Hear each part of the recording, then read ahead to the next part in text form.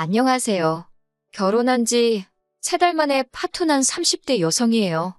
저도 제가 어쩌다 이렇게 사연까지 쓰게 된 건지 모르겠네요.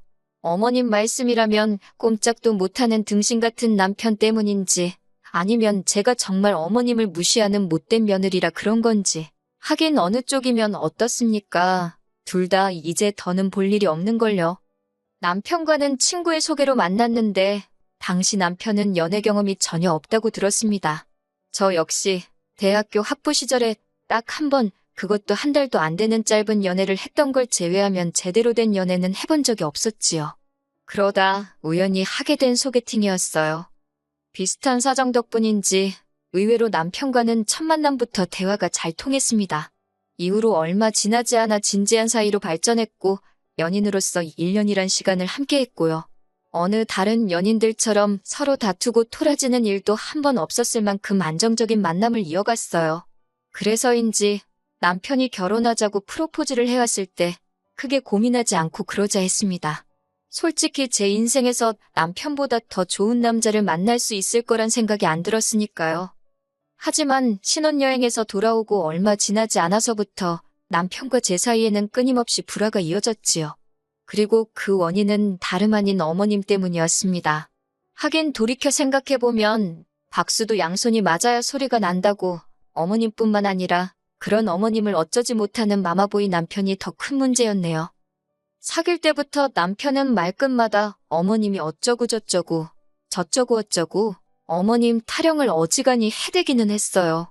하지만 저는 요즘의 딸처럼 살가운 아들들이 많다더니 내 남편도 그런 아들인가 보다. 그렇게 좋게만 생각했지 솔직히 마마보이라고는 생각하지 못했어요. 말이 나와서 말인데 아버님은 남편이 어렸을 때 병으로 세상을 떠나셨고 이후로 어머님 혼자 온갖 굳은 일을 해가며 남편을 키우셨다고 들었거든요. 그래서 다른 모자지간보다 조금 더 애틋한가 보다. 그 정도로만 생각했지요. 마마보이 남편 때문에 마음고생한 일을 전부 다 늘어벌리자면 끝도 없게 생겼으니 결정적인 사건만 이야기해볼게요. 결혼 전 남편은 어머님과 단둘이 살고 있었고 저는 자취를 하고 있었어요. 친정은 경기권에 있었는데 출퇴근할 때마다 교통지옥에 제가 체력이 바닥나는 게 느껴져서 회사 근처로 독립을 했거든요. 그러다 본격적으로 결혼 이야기가 오가면서 어머님이 먼저 집을 해주겠다는 의사를 전해오셨습니다. 저도 저희 친정 부모님도 그쪽으론 크게 기대한 바가 없었기 때문에 그런 어머님의 말씀에 놀라기도 했고 동시에 매우 감사했어요. 하지만 막상 식을 올리고 나자 어머님께서는 말을 바꾸셨습니다.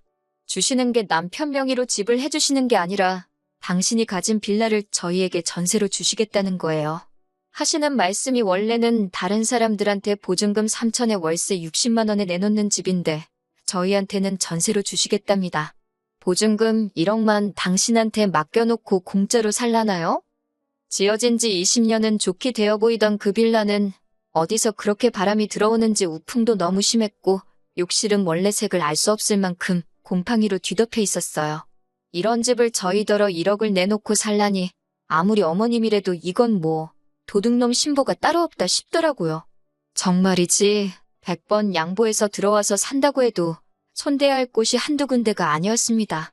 황당함을 감추지 못하는 저를 앞에 두고 어머님께서 하신다는 소리는 더 가관이었어요. 도배만 새로 하면 새 집이나 다름없을 거라며 고치는데 드는 돈은 저더러 친정에 말씀드려서 하라나요? 듣고 있는데 사람이 어떻게 저렇게 뻔뻔할 수가 있나 싶대요. 그날 밤 오피스텔에 돌아오자마자 제가 남편더러 이게 다 무슨 상황이냐고 따졌습니다. 그러자 남편이란 작자가 한다는 말이 매달 오피스텔에서 월세 내며 사는 것보다는 전세가 낫지 않냐입니다. 요새 전세 사기가 얼마나 많은 줄 아냐면서 그래도 우리는 집주인이 어머님이니까 돈 떼일 걱정은 안 해도 되지 않냐면서요.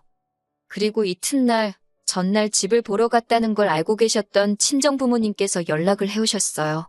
집에는 가봤냐, 몇 평이나 되냐, 언제부터 들어가서 살기로 했냐, 혼수는 어떻게 해주면 되겠냐. 친정 부모님도 친정 부모님대로 들떠서 물어보시는 게 전화기 너머로 생생히 느껴졌고 그럴수록 뭐라고 어떻게 상황을 설명해야 할지 감이 안 잡히더라고요. 아무리 머리를 쥐어짜내도 어떻게 좋게 말할 방법을 찾을 수가 없어서 결국 별 수 없이 솔직히 털어놓았습니다. 집도 너무 별로고 게다가 주는 게 아니라 전세다. 보증금도 1억이나 된다. 손 뗄 곳이 한두 곳이 아닌데 나더러 하란다. 듣고 계시던 친정아버지께서 이게 무슨 개뼈다귀 같은 소리냐고 크게 화를 내셨어요. 평소에는 말수도 많이 없으시고 점잖으신 아버지라 제가 다 놀랬네요. 친정어머니께서도 너무 속상해 하셨지요. 집 준다는 말에 혹해서 허락한 결혼은 아니었지만 그래도 그쪽에서 먼저 꺼낸 말인데 그렇게 손바닥 뒤집듯이 말을 바꾸는 법이 어딨냐며 이게 사기 결혼이 아니면 뭐냐고요. 하지만 이내 두 분은 침착함을 되찾으셨고 친정어머니께서 차라리 잘된 건지도 모른다 하셨습니다. 이렇게 된 거 그 집구석에서 아무것도 받지 말라시대요.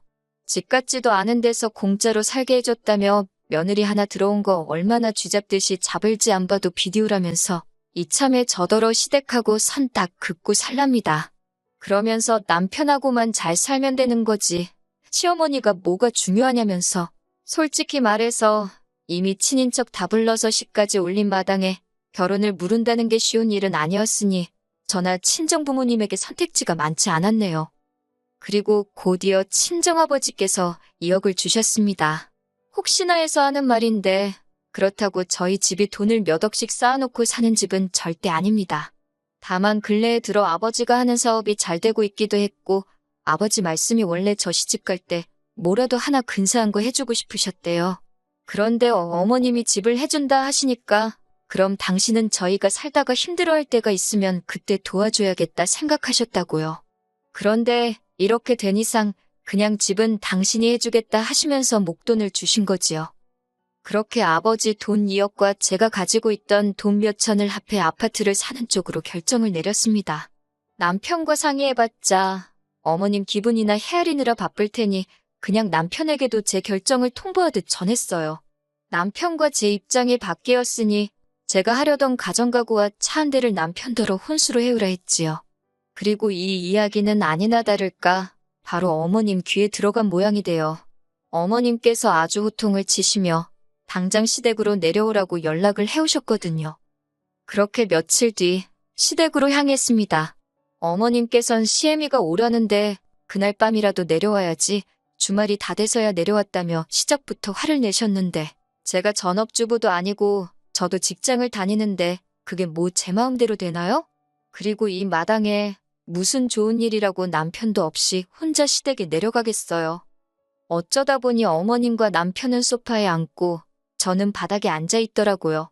이것도 기분이 나쁜데 어머님께선 저를 내려다보시며 제가 마치 무슨 큰 잘못이라도 한 듯 저를 몰아세우기 시작하셨지요. 그렇다고 제가 진짜 무슨 대역죄를 진 것도 아니고 크게 제가 겁먹을 이유가 없었기 때문에 솔직한 제 생각을 전하는 데 집중했습니다.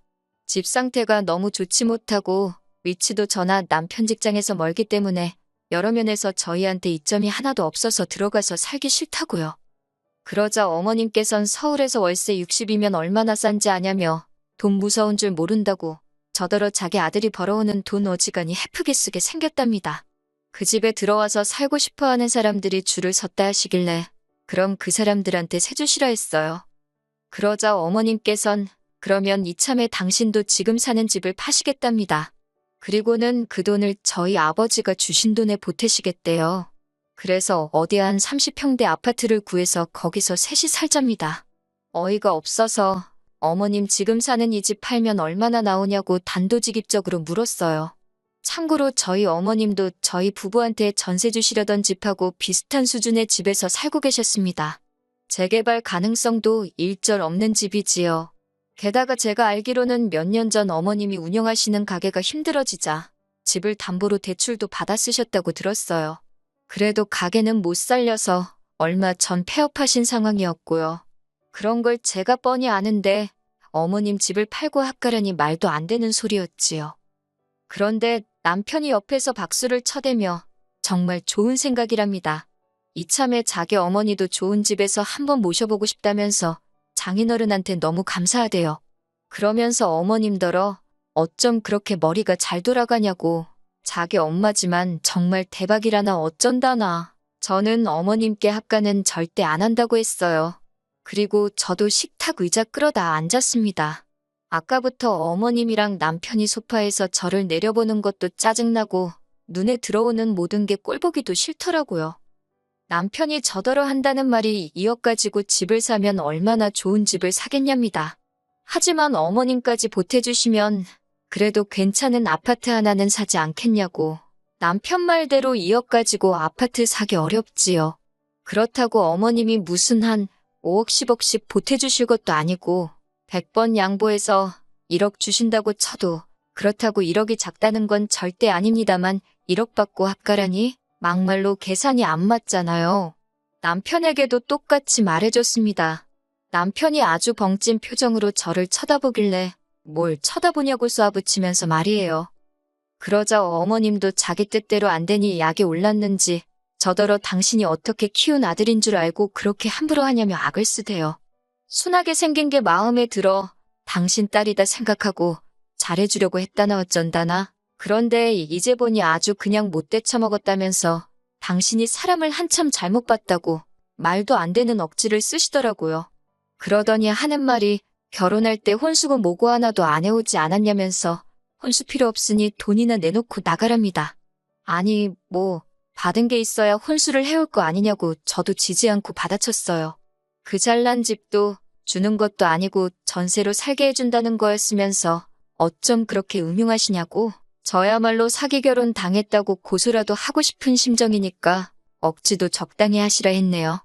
나이 먹은 게 벼슬도 아니고 막말로 혼인신고도 안 한 마당에 남남길인데 제가 어머님 앞에서 언제까지 절절 맬 줄 아냐고 저도 할 말 못할 말 가릴 거 없이 마구잡이로 퍼부었어요. 그러자 남편이 자기 어머니 쓰러뜨리려고 작정했냐며 저더러 어떻게 감히 시어머니 되시는 분한테 말을 그렇게 막 하냐고 악을 쓰더라니까요. 어머님은 어머님대로 알고 소리만 연신하시며 마른 걸레 쥐어짜내듯 눈물 쥐어짜내시는데 진짜 쇼도 그런 생쇼가 없었지요. 남편더러 그만하라고 오피스텔에서 짐 꺼내놓을 테니까 짐 찾아가라 했습니다. 너랑 살면서 더한 꼴 보느니 당분간 좀 쪽팔려도 여기서 갈라서는 게 낫겠다고요. 그런데 한 달쯤 지났을까요? 번호까지 바꾸고 친정에 들어가 살고 있었는데 남편이 어떻게 제 번호를 알아내서 연락을 해왔더군요. 자기 좀 살려달라면서 한다는 말이 어머님이 사시는 집이 경매로 넘어가게 생겼답니다. 대출을 안 갚아서요. 그러면서 저더러 돈 좀 빌려달래요. 이거 완전 또라이 아닌가요? 제가 당신이랑 나랑 무슨 사이라고 돈을 빌려달래냐고 2번 다시 연락하지 말라고 했습니다. 그제서야 늦게나마 퍼즐이 맞춰지더군요. 처음부터 집을 미끼로 제 돈을 노린 거였어요. 설마 시까지 올렸는데 제가 그 집에서 안 살고 배기겠나 그렇게 생각하셨던 모양이에요. 3개월 만에 친정으로 돌아왔으니 솔직히 주변에서들 얼마나 수군거릴지 친정 부모님께도 죄송하고 여러 가지로 속상하고 우울합니다. 그래도 더 늦지 않아서 다행이다 싶기도 해요. 또 좋은 날이 오겠지요.